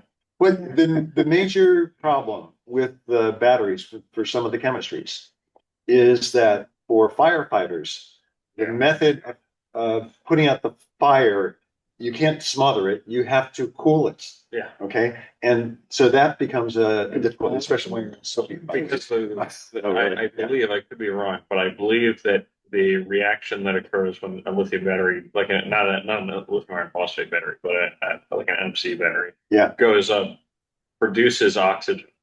Yeah. Which makes it Yeah. very difficult to. that's why you have to cool it. That's why you have to cool it. I saw a local article recently, and it was, one of the fire chiefs locally, like Santa Rosa, and he said, electric car fires are not a big deal. It doesn't happen very often. It just takes a long time to Get put them them out. out. Yeah. I saw an amazing video though of from Liverpool, England, of gasoline cars destroying a 3-story parking structure because of the plastic gas tanks. First one caught on fire, plastic gas tank, and it's a ramp type, not flat floor. Right. And so the gasoline would flow down under 3 or 4 cars, melt 3 or 4. It actually melted all the way through. Oh my goodness, because it just kept going from car to car, melting the For a gas. while, they were banning the Kia Telluride and Hyundai Palisade from parking garages because they had electrical issues, or gas. They had electrical issues which would cause them to burst into flames. And it's Let's like, keep going. There's a lot of slides. Here we A go. lot of questions that were. You experience queues now. We did that. Find fast chargers do not work. When you're about to charge your car. I don't So think this it's- is never, rarely, occasionally. We did this one, right? Well, I No, think it's we did slightly do different. Do you find that the fast churches not work? The thing that I saw in this one was in the US, we have more problems than they do in Europe. Yeah. Well, there's more chargers and they're less trafficked, so I would imagine that. Oh, you think so? I'm guessing. I mean, I'm not sure that's the case. I have run into problems with the chargers multiple times. Yeah.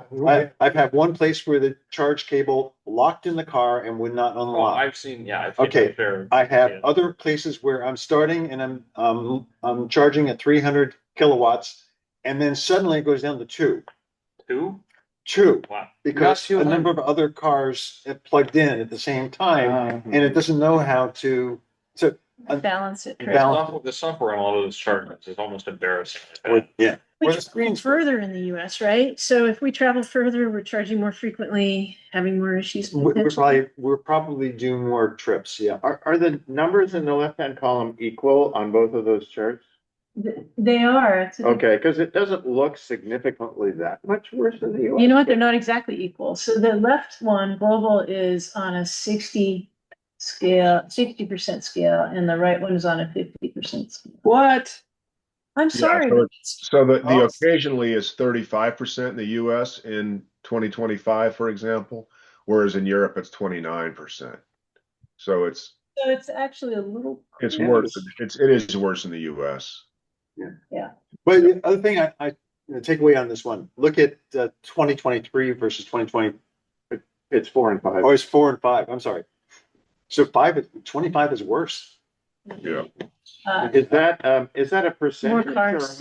are we talking about percentage? Yeah, percentage. It's not like numbers, that's, yeah. Well, the Well, percentage of people responding. Yeah, okay. I mean, in my personal experience for traveling, and I think other people may have had the same thing, it's much, much worse than reliability at gas stations. So we gotta do something about it. Yes, and obviously Europe is having a similar problem. I mean, it's not. Yeah. You know, the bit back to Jacob's point, at the gas pumps, I was traveling and returning a friend's pickup truck that I borrowed, and I went to get gas, and the label on the gas pump said, "This one's not working." Now, if you went to an electric charge station and the system's not working, there's nobody there to put a sign that says, That was "This one's not working." Right.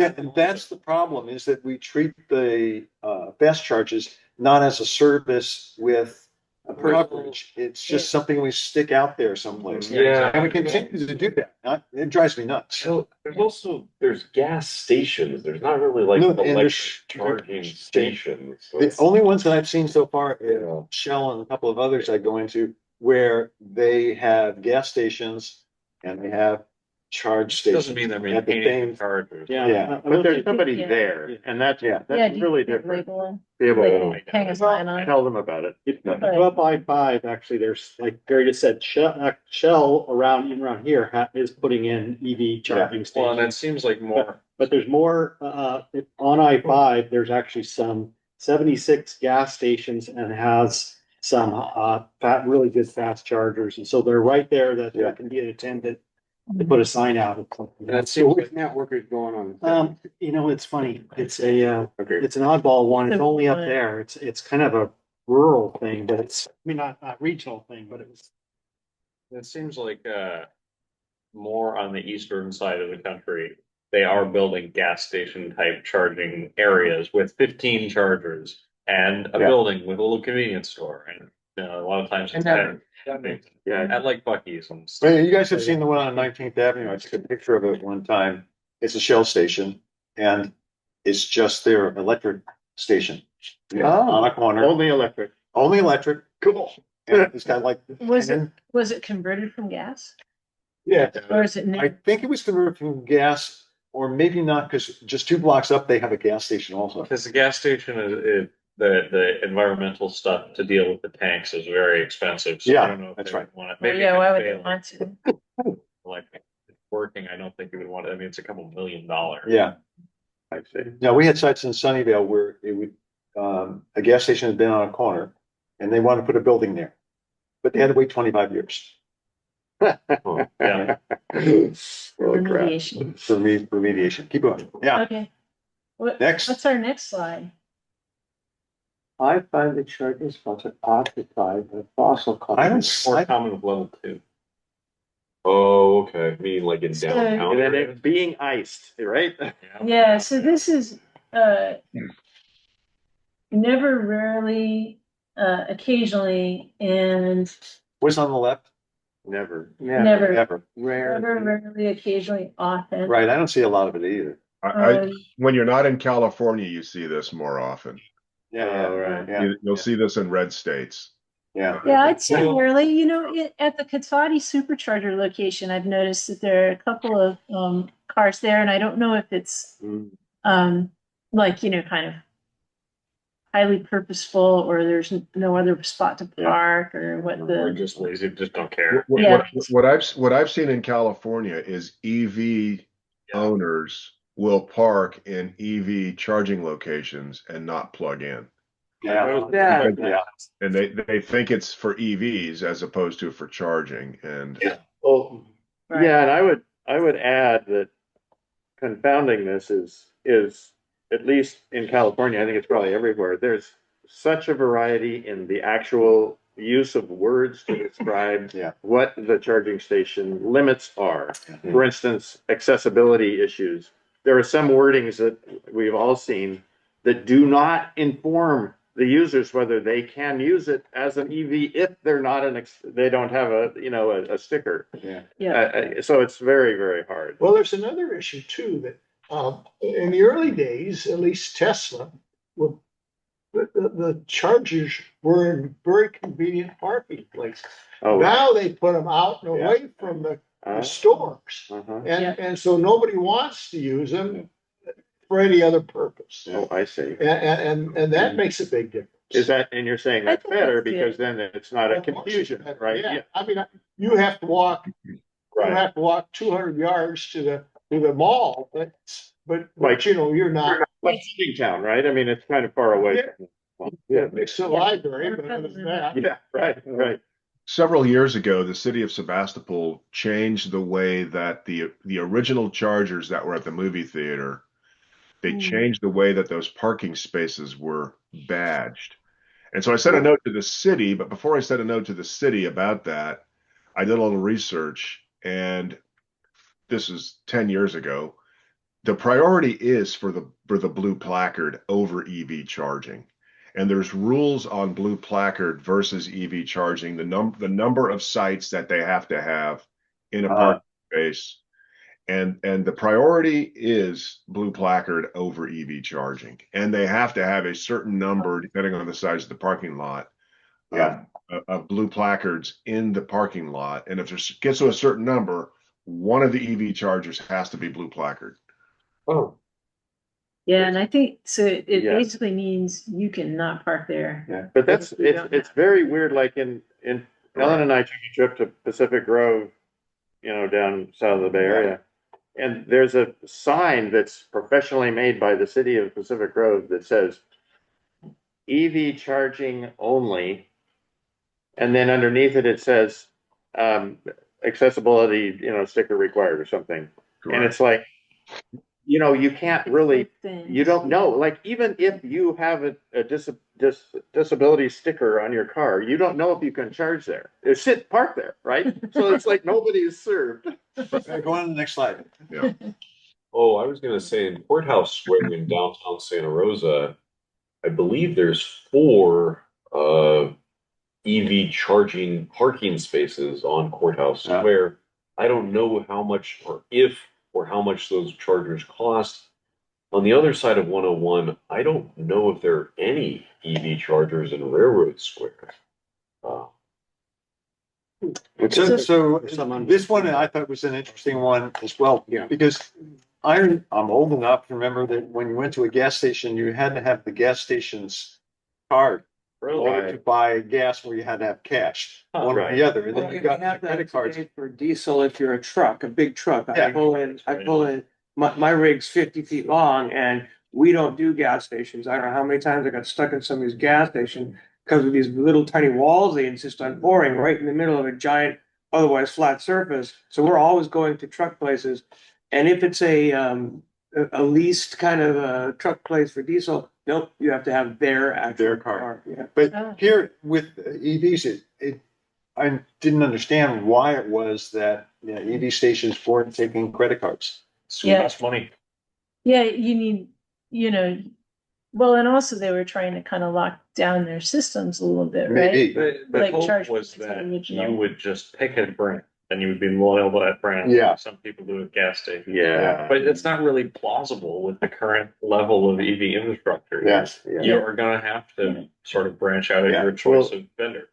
So Yeah. globally, people think that you should have more choice because these are on slightly different scales, and the globally 54% strongly agree and 43% strongly agree in the US. So, Yeah, kind I of guess I would look at them and add them together, the first two, Sonia, at least in my mind. And I would say that it's 80% globally versus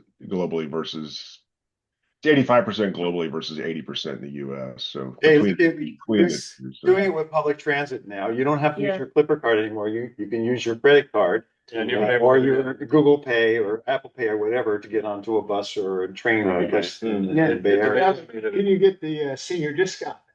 Yes, if you sign up for the senior discount, and you do it through Google Pay or Apple Pay, but you have to sign up and it will only work with your Google Pay or Apple Pay. New York City was interesting because with a single transit district instead of 27, you pay no more than $34 per week, no matter how many rides you do, because they know it. And if you tell them in the app that you're a senior, it says be prepared to show ID.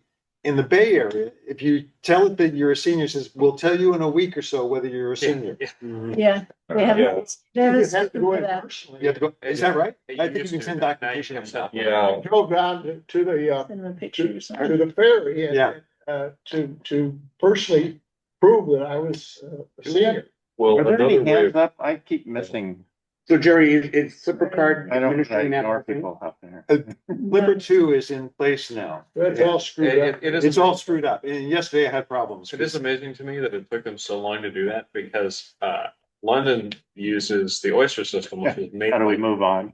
Yeah. made by Same thing, same thing company. in Italy. They can do it. Yeah. In New York, just, Yeah. New York switched in the last 2 years. I don't know how many people have Clipper We card can here. probably move on. Let's keep going, let's If keep going. you have a Clipper card and Medicare, that's automatically a discount. You get a discounted card. So what's this one? Wait. Go What back was that to one? one there. I would That's agree it, with it's it. more If important you're, than if good you're, points. if you need to go, you need to go. If you Yeah. need to charge, you need to charge, and you'll Yeah, you'll complain about it bitterly. But if your car is at 5%, yeah. you're going to just be gotta plugging pay. the car in. I would argue that overly expensive fast chargers actually limits their usability in a way that sort of hurts the electricity is already too expensive here. Yeah. If you're paying, I hate the idea of driving an electric car and paying the equivalent of 10 miles per gallon. That's awful. And if you're paying, You get underutilization, like Yeah, Sebastopol versus Healdsburg It charge costs- points were. I Yeah. almost think it would make less money if they charged. But the key element here, and the reason I think the responses are all like this, EV drivers, by and large, do not charge at fast chargers. You go on a trip, Right. you charge fast charger. And You get a hotel room, you pay too much money Yeah, for what the hotel room does Yeah. for you. You get, stop at a restaurant, you pay too much money for what that food costs. Yeah. And here it's the same thing. You're on a trip and that's the time you go, I'm gonna shit. I need to fill I out. agree, and I just want to add that on a long EV trip, something like, 400 to 600 miles, if you have charged at home, you have saved yourself a lot of money. Yeah. On your trip, particularly if you have Mhm. solar, if whatever, Mhm. because the in-road charges are more expensive. Anyway, I think, Jacob, I think you're right in a way, but I think if you do look at the overall trip expenses, all my overall trip expenses are just much less than. Yeah. They would have been with gas. Let's go next one. Well, there's Next also Healdsburg and Ukiah both have per kilowatt hour rates are much lower than PG&E. Well, yeah, I've seen that in some places. So the availability of fast chargers. No, next one. Liability policy measures are needed to increase the EV sales in the country. Policy measures. so on this one, we've got strongly agree are like 46 and 37% on global, and then 58 and 30 on US. So just the strong agreeers in the US. were Yeah, more. and what's an example? Is this like, rebate or? Like what you got. Car rebates. Yeah, so electric car drivers believe in Yeah, federal rebates and things like that. probably to because the incent people. majority were able to get that. and, Yeah. Yeah, Next slide. well, up till now, Yeah. True. Do you experience any disadvantages with having an EV? What's the top one for both? There are no disadvantages. Aha, that's the Is the top one. first one. And the second one is charging is time consuming. The third one is the coverage of fast chargers is poor. And so, Wow. which one? The one on the right is global? The one on the right is US. Oh, US. So the coverage of fast chargers is poor in the US. The chargers are often out of function. That's the fourth one. Not enough range, and then it's difficult to start or pay for charging. Charging queues, so that gets pretty small. The EV is not sufficient as the only car in the household. That's pretty small. It requires too much planning, lack of possibilities for extra equipment, roof racks, etc. And the last one is it's hard to adopt to a new technology. So that's Really interesting. People Nobody are- really cares about that. I yeah. mean, majority of that is about charging stuff, right? The first one is there are no issues. Yeah, yeah. Let's go on to the next slide. Yeah. How often do you charge your phone?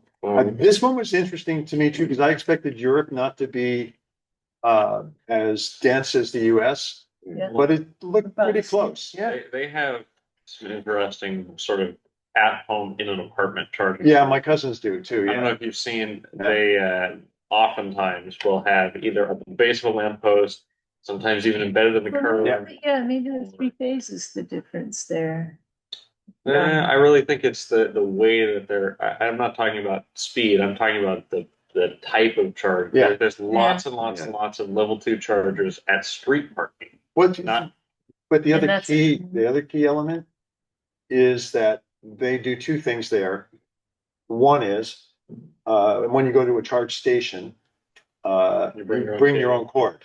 Okay, that's the first thing. That's a good idea. And that's a great idea. We should have done it here in the States. I don't know why we're not doing it. The second one is, there are a lot of places that kind of work like Orange does here, and we haven't implemented a lot of Orange. Where, I've got my charge cable, it has the regulator on it, it's going to have all the intelligence. So you plug in Put it in and, the wall. yeah, and like Oh, you you're said, talking about like a mobile EVSE? yeah, and that's all I used to charge my EV6. Mhm. Is the Really? level EVSE, and it does 40 amps. Do they measure the how often by like days per year? Like, Yeah. This is all opinion. oh, okay. Okay, this is a survey of opinion of EV drivers. Okay. So when it most says people how often charge do you every charge second your or third day. So the second bar on here is Yeah. every second or third day. The first bar is daily. So, most people don't need to phone? charge Oh, daily. okay, so not But these are days phone per year, chargers. but how often, like once In a every week. day, once every 2 days, 3 days, 4 days? Oh, Yeah. like how long, how many Yeah. days do you go before So- charging? Yeah, I have lots of people asking me, how far you let your car charge or Just put a charger. go down before you charge in your garage. I drive in the garage and I plug in the car. Don't. Every day, every time I park the car, I plug it in. I don't worry about the life of the battery. Oh, yeah, well, all my I- vehicles I have plug the in every same 2 weeks. thing. Well, Tesla's are 3 designed to days do a that. week. I mean, that, Don't but plug our it. old, Leaf, And then you should charge it over there. does. Well, our 2018 Leaf apparently does, because I have seen no range drop after 50,000 miles. And yeah. 20 to 16, Yeah. before the big change. Before the big Is change, there yeah. any Okay, well, reason let's, not plug it in every day? Next stop, maybe? Do The that. myth of, you wear the battery We out. charge at home. Oh, Yeah, I actually am wondering if we'll run out of time if we don't. Let's keep going, yeah. Yeah. Oh, next. I said there's a lot of slides. How do you charge at home? So the first one is charging box. The second one is household plug. And the third is other. Household plug, you get 5 miles per hour. No, not true. My household plug I put in is 50 amps and it's 220. I feel like this question. And I get is 30 worded miles per very hour. Poorly. But he's, okay, it just, make sure you know what you're talking about here, because Jerry uses the portable EVSE that is the same as the. But the people who answered this question, well, I'll say, Full mounted. I use household. plug. Because my But it's a. juice box, 120, yeah. I have a 50 amp plug for it. That's not a household plug. That's a device that's, the thing that came with the Sure. car that looks like, about that big. It's, level 1 and. Yeah, but the Leafs in 2018 came with level 1 and level 2 portable charging. So the, Cable. Oh, wow. yeah, And those cables And like cost the 160 Teslas- bucks The now. Teslas have an exchangeable head on the end of Yeah. their EVSE. Yeah, uh-huh. and that's what I use too, but I use an RV plug. So if you ask this question in the US, do you think most of these people are like, oh yeah, I use my That's what I dryer use. plug in my garage? Yeah, I use an RV plug, but I have a giant charger that's hanging on the wall. There's no way that the vast I don't majority know. of people are It- charging. Is that really? It did use, Oh. like Mike said, it did, when the Leafs first came out, a lot of people were plugging to 120 volts, no Yeah. problem. Right. As the. Very, that's what very they slow. did. Yeah, but it's like. 8 hours, if I think it's hard. Like Coda will take 30 hours to charge, and it's not even a big pack. It will take 30 hours to charge on one. But you don't do that, but you don't use it every day. Well, I would almost eat the whole range every day, but yeah. Yeah, Yeah. your point well taken. The average person drives 27 miles a day, And and they if can you do it. do the math on it, 5 times 8 is 40. So even at your level one, you're Just need getting to be 40. at home by 7. Yeah, Yeah, you're getting home. You're getting your 40 miles back into your pack. Yep. And if you're an average driver at 27 miles per day, Yep. there you go. See, Dom, the slides are not important, or the questions or the responses. It's the discussion that's occurring as we go through. Oh, Next slide. absolutely. Okay, keep going. That's why Sorry. we don't need to read it. I am worried that the long power will prevent me from charging my car. Oh, So There's a look, good one. I pointed something out to somebody when we had our prolonged outage here in Sonoma County. Could you find a gas station where the pump was actually working? yeah. How is that pump powered? How's that pump Are they out? running a gas I- engine inside? I drove to Roner Park and plugged in because there was power in Roner. Yeah, yeah. I have never not plugged in because of a power outage. I live in Petaluma, have lived in Petaluma for 25 years. Never I have plugged so many, in. we have so many more power outages than Petaluma Yeah, does. we do. You got Rosa? Actually, No, no, it's Sebastopol. Sebastopol. But this was the one unique situation where they did the planned shut off for Yeah. 5 days in a row. And Wow. yeah, they did a planned shut off How for do you 5 keep your days in the food? summer. You didn't, Well, you we had to didn't. leave. All the food spoiled, and Ah, I found that after a couple of days, I had to go yeah. charge in Roner Park, Yeah. but No, that was not the least of my concern. very, like, in this group, we'd be less than, there's less than one person agreeing with that. Yeah. Yeah, so this, I would like to see this with gas car people versus. Yeah, exactly. Electric car. Well, they don't people. even. It doesn't even occur to them. It doesn't, that's right, it doesn't occur to them. do Because you they, think like if they don't charge at home, so they might not think about Why it. this is such a so you common. got like about 10 or 12% saying that they either strongly agree or agree that they're worried, and these are people who are EV drivers. Do you think that that's surprising, or I think it's surprising. It is kind of surprising, yeah. yeah? Well, maybe the EV driver on Meaning these they don't. surveys they bought the car with a big commute and they have the math all figured out. Yeah, It says that they're worried about it. It doesn't say that they actually suffer from it, right. right? Or they could have a car with one of my neighbors just bought a used 2016 Leaf. Yeah. He's excited. He gets 80 miles per charge. Okay. Yeah. But if there's a power outage, he has batteries and everything else on the house now. But if it was in another neighborhood, if it was Maryland, okay, and Maryland gets like 50 miles worth of range out of her car, Yeah. and Yeah, there could power outage, and she may not drive far enough out to get charged up. Yeah, So or let's go on to the next slide. Yeah. Well, I was Next slide. thinking if somebody doesn't plug in every day and a power outage happens, they may be at a lower level. No, of that's battery right. capacity. Yeah. that's true. So how often do you charge at fast chargers? Okay. So the scale is daily, every second or third day. Weekly is 7% versus 5%. Once or twice a month is 24% versus 19%. Or less than monthly is the biggest one, 55% versus 57. So No different. less than monthly. And that matches Yeah. what all of us say as EV drivers, Mhm. and what everybody who's not an EV driver is worried Mhm. about. Yeah, So I mean, that's part of the myth that we need to work on the most. Yeah. Is, how do you charge at home? Right. Yeah, we need to have a good comparison. Yeah. Something else you always do at home as opposed to around the road. Yeah. Do you always go into the public library to charge your phone?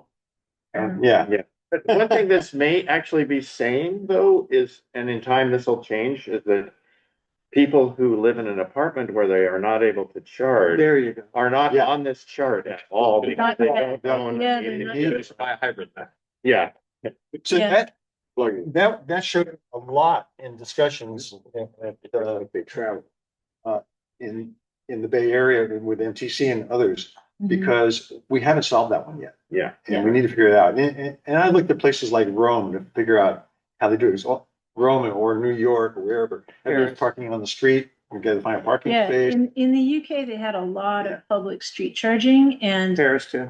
everybody lived in Yeah. 3-story apartments. Three-story apartment. Right. Yeah. Tons. Yeah, Yeah, I was just, it's starting. I thought about it because the way that curve is, it implies that these are people who charge at home, you know? Right. And that's probably the But case. yeah, maybe they just have, yeah, it's skewed that way. All right, next slide.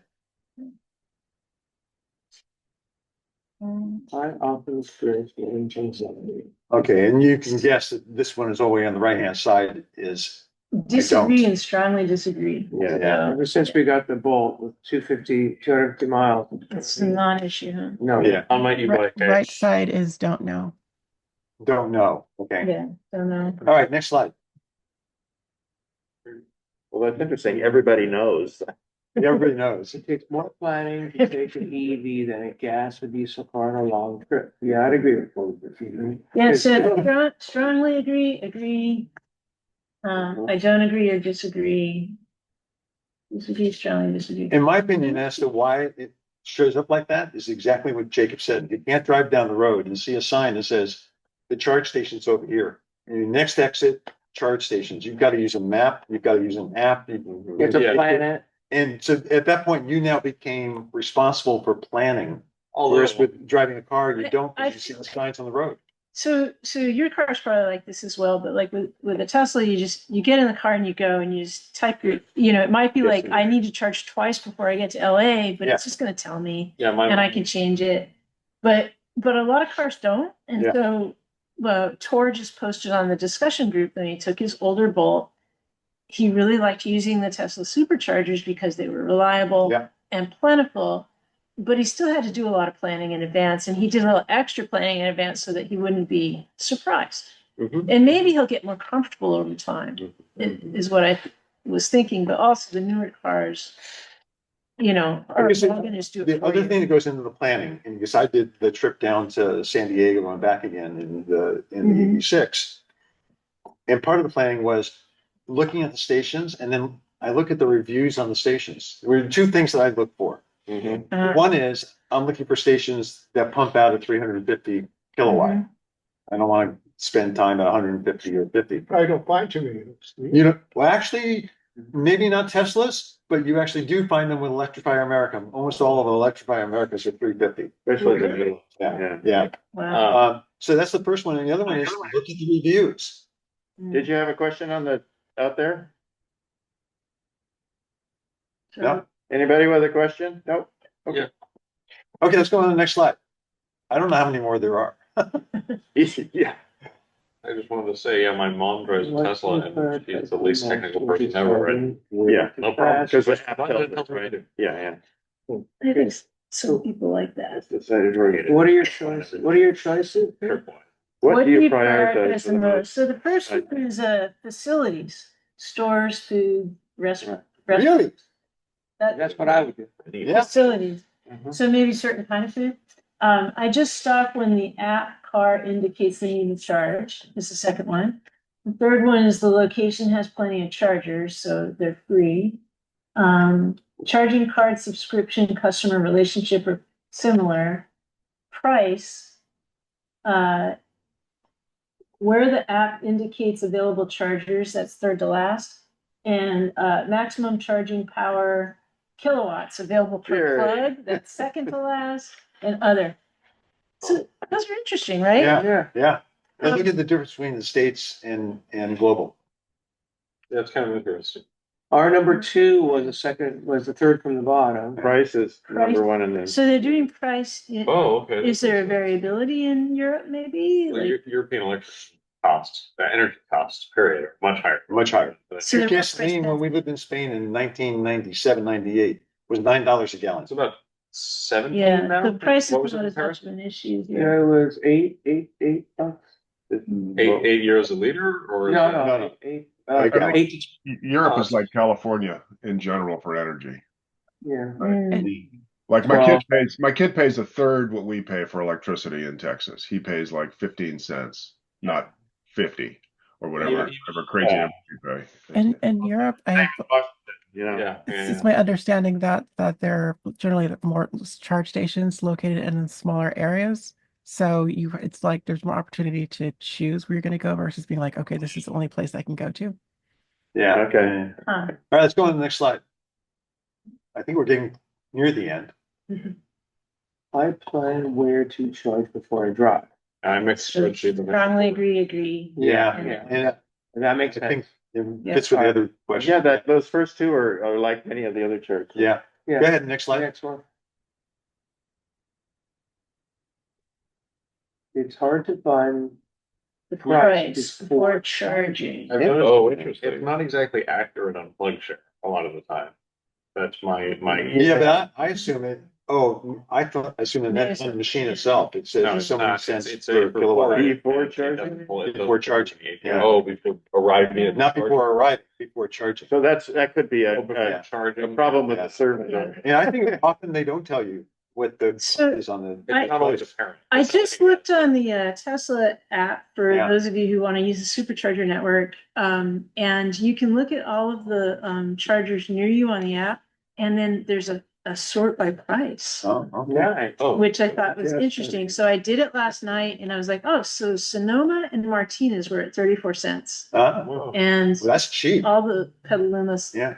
Santa Rosa ones were Yeah. at 40 cents. Well, I use Gas Buddy when I'm going on a big trip, and then Yeah. I'll do Costco or not do Costco or whatever. You know, Depending on we have price. two limiting factors. Where our rig's 50 feet, so we can't push into a small Oh, I gas see. station, and then we'll just look at the cost per gallon on the feed. Let's go on to the next slide.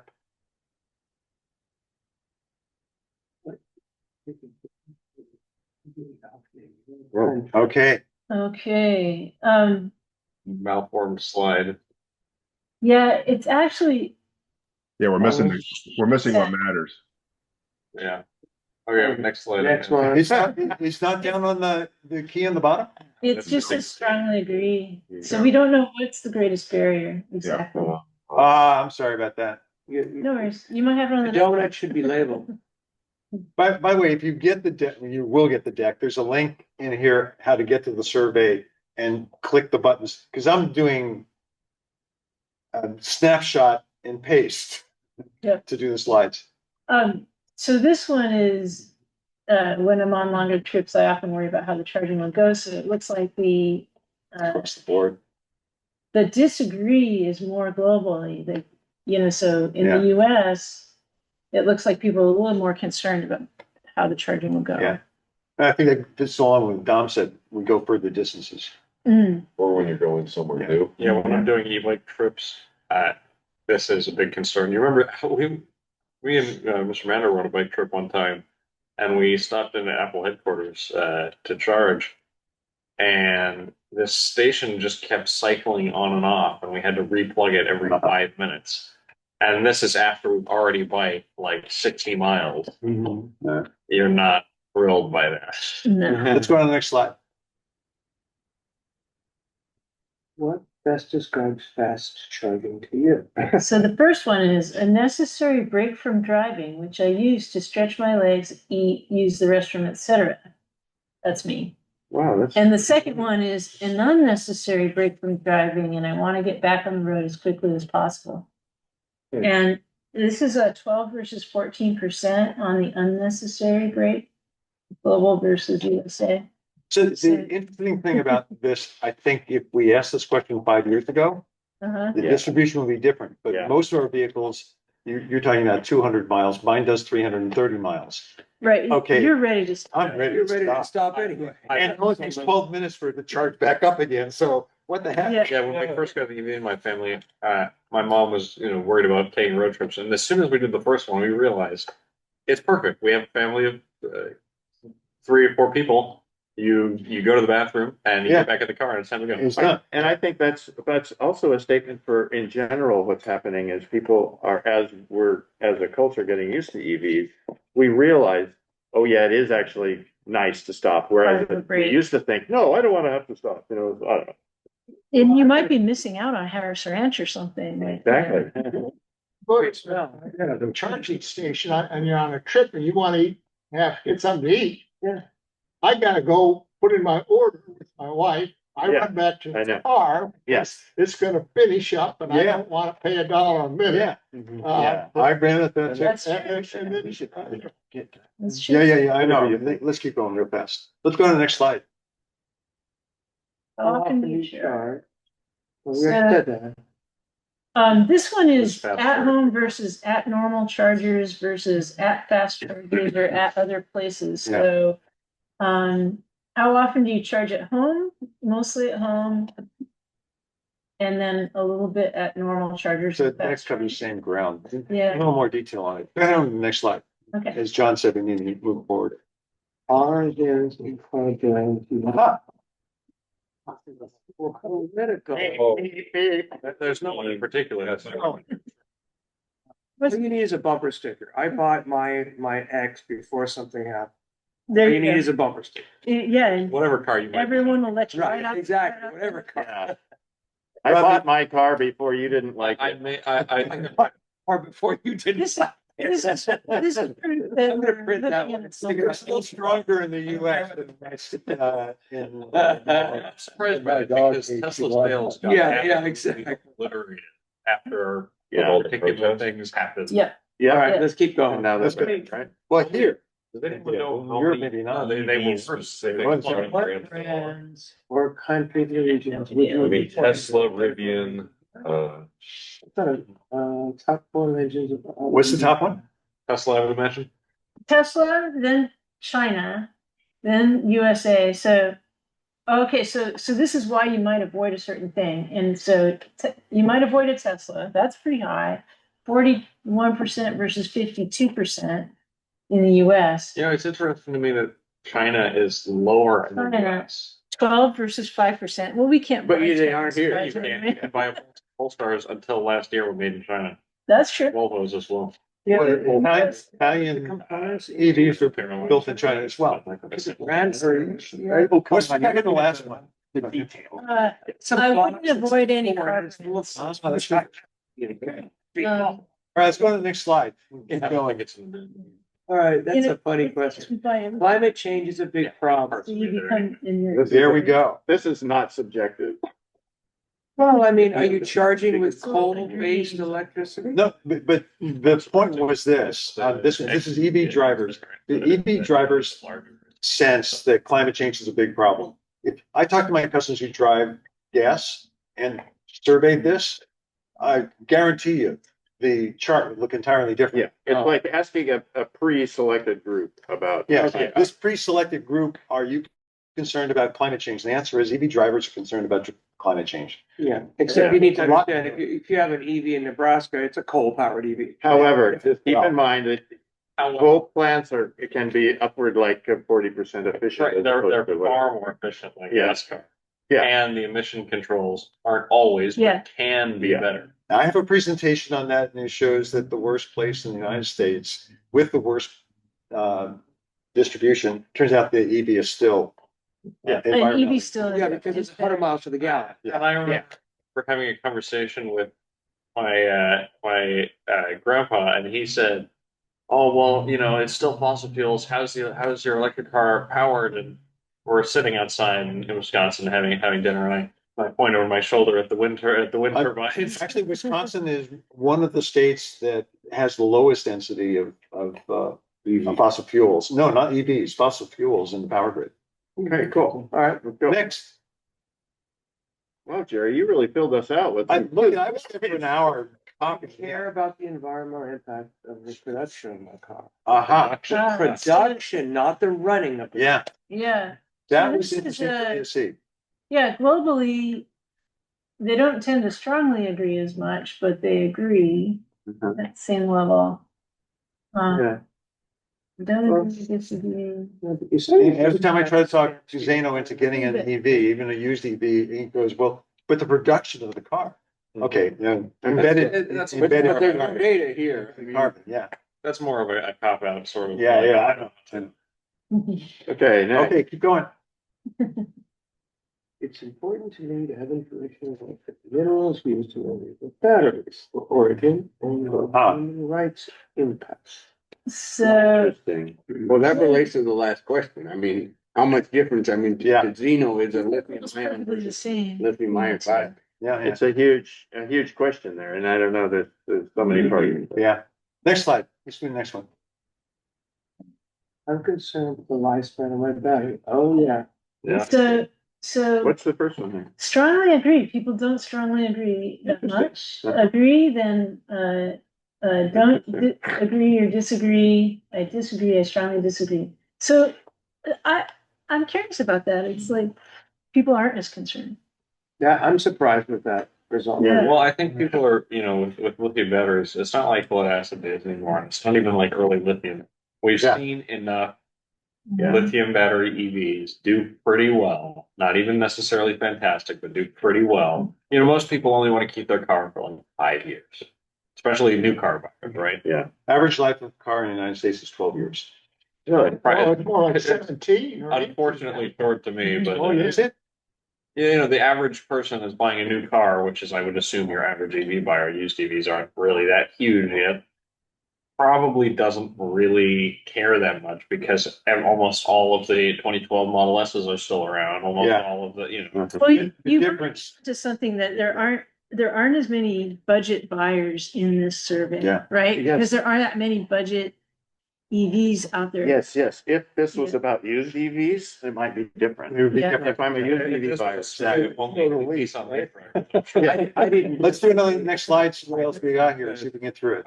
I bought my RAV4 at 60,000 miles, and I was concerned that the battery would be mostly, used up. So that's why I bought the non Yeah. 60,000 mile. What's this? Sonia, what's the rightmost one? 7 years or more. Right. Interesting. So Wow. lots of EV drivers. I've been And driving EV. EVs for 20 years. Yeah, it's not 25 one years. EV, it's an EV, so. Yeah, right. Yeah. The only gas vehicle I've ever owned is a go-kart. Okay. All right. Everything else has been electric. And you and I are the same age. Next slide. So 48% globally only have EVs. So maybe there's a lot of one-car households. Oh, I And see. then 41% in USA only have EVs. So We're an So- only EV household. Of EV Of, drivers. Of yeah. EV drivers, yeah. Okay. So a majority of people have access to a gas car still. Yeah, Right. a slight majority, it's not that huge. Where is built on this slide? How I need do to be you represented. acquire your EV? New, used, or leased? Purchased new.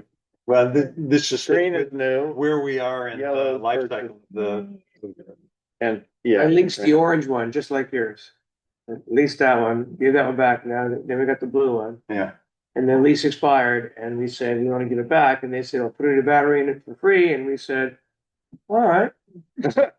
Yeah. And then we bought it. Okay. Yeah. All right, next slide. That might be it. No?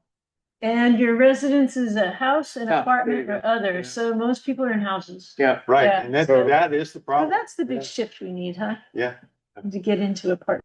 Yeah. Yeah. Does Okay. anyone know if this was EVs in general, like mopeds, e-bikes, or was this? No, this is the cars? cars. I think it was cars. You have your own parking space. 94% Whoa. versus 98%. Yeah, if it's the last slide, kind of. Yeah. So The major difference is we all expect to fill our cars at home, yeah. right? Right. And Yeah. that's a big change. And have a single family home with a driveway is a Yeah. big way of. Well, And now we gotta figure out how to do the rest of it. I would argue that charging at home is one of the best benefits of an EV. Yeah, it is. And I always tell people are like, oh, I can't charge at home. What EV should I buy?